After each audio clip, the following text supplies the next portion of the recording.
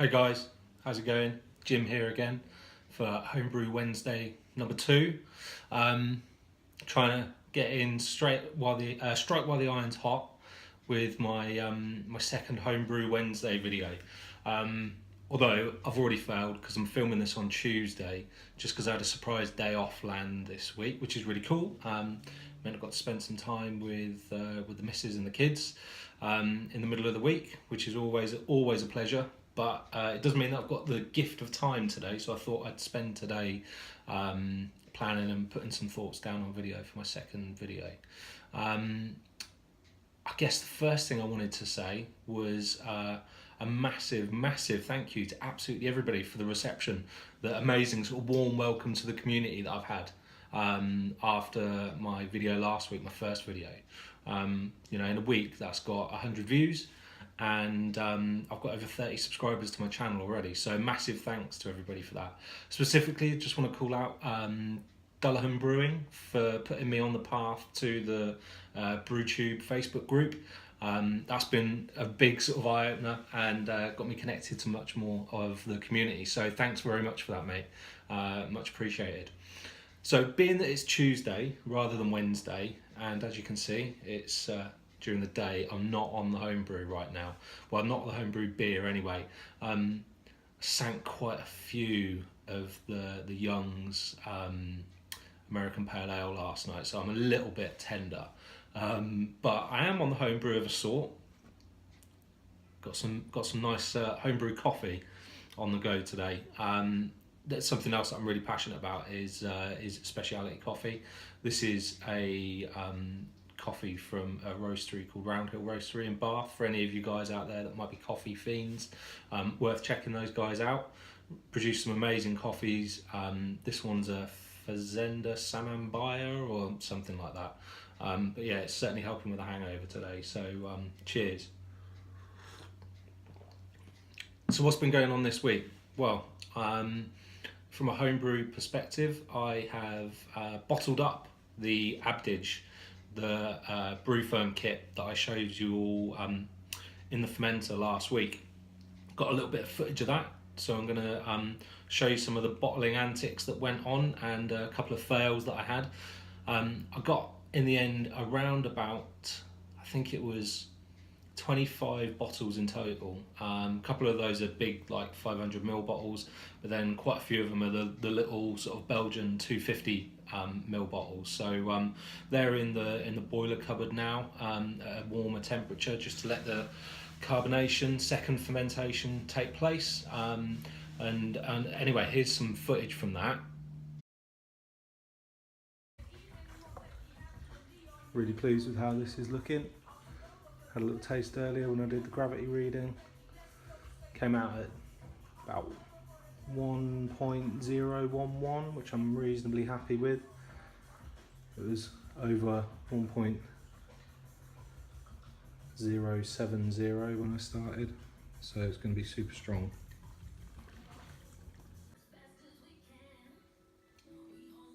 Got the production line going. Bottles to sterilise, sterilising, ready to rock and roll. It's my first time using the old bottling wand, and it is a marked time saver. Going to probably end up with close to 30-ish bottles of similar size to this little 25 centilitre. There we go. Ended up with 25 bottles. Some of them are larger bottles, a couple of pint bottles in there, some 330ml ones, but ran out of crown caps, so that was a bit of a pain in the bum. However, I managed to get almost every single drop out of the decanting barrel, sitting there nicely with the APA in the boiler cupboard, just for a couple of weeks, just to do the secondary fermentation, and then gonna put it somewhere cooler to condition for, I don't know, probably a couple of weeks till I try one, but I'm gonna try and be good with this and leave it as long as I can. So as you can see, that was a lot of fun. A couple of fails there, but that's part of the course, I think, isn't it? So the question that I put out last week was to get some advice around what to brew next. was thinking about something for the summer, toying with a lager. I've had loads and loads and loads of comments from people about suggestions to do next. I want to say thanks to everybody again for giving me those suggestions. But I think I've settled on brewing a wheat beer. So I'm going to do a Belgian blonde style wheat beer rather than go straight in for a lager, just because it could be a bit tricky. Don't want to balls it up. The mother-in-law definitely enjoys like a wheat beer, so I'm gonna get that on the go. The one I've decided to go with is the Cooper's Premium Selection Preacher's Hef Wheat. It's one of their new ones. I found it on the Homebrew online. They've got like a load of new ones they've released on the front page, so I stood out, had a look at that. It's quite cool because it's only like 13 quid, but then you add a second can of Cooper's wheat extract kit as well, so just like the wheat extract.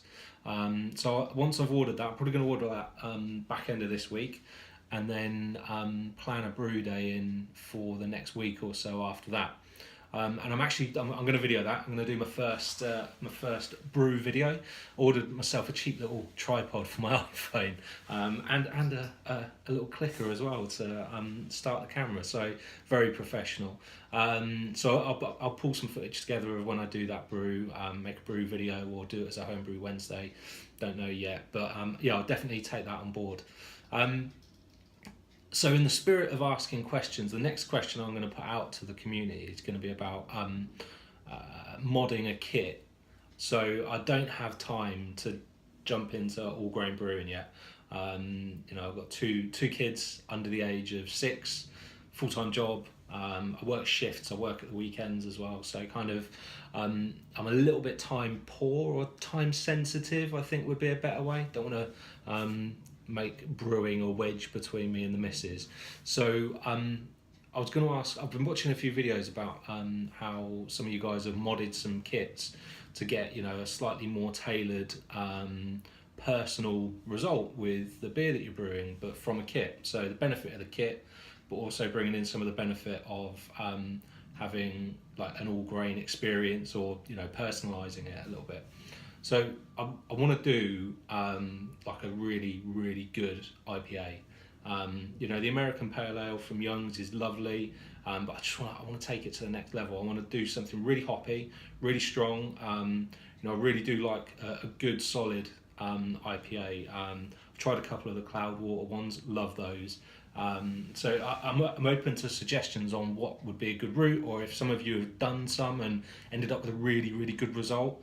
I want to hear about that, because that's something that I'd love to put into place over the course of the next month or so. Do a brew video on, and then come back and do a review of the finished product once we've got it. So yeah, that's the big question for the community this week, if that's all right. One other question as a side topic. As I mentioned, I do really enjoy coffee. I'm fortunate enough to work in a city that has tons of specialty coffee shops and all that kind of stuff. So yeah, I'm a bit of a coffee ponce, and I just wanted to ask whether people would find that of benefit, or would enjoy like some coffee related videos on the channel over the course of the next couple of months, because I'd love to share that passion with the community. Anyway, that's it. I'm going to stop rambling. We're already at 7 minutes, and that's without the footage that I've got to go back and put in for Friday's bottling. I'm going to cut it off at there. I'm going to say happy Homebrew Wednesday. Hope everybody has a great week. I might be back next week, might be the week after, because just seeing how things pan out, especially with going to do the next beer kit. That might not happen next week, might be the week after. But anyway, thanks for all the support, thanks for all the likes, thanks for all the subscribers, all the comments, everything. I'm absolutely blown away with just what the reaction to my first video in only a week. So thanks to everybody, and I look forward to catching up over the next week or so. Cheers guys, bye.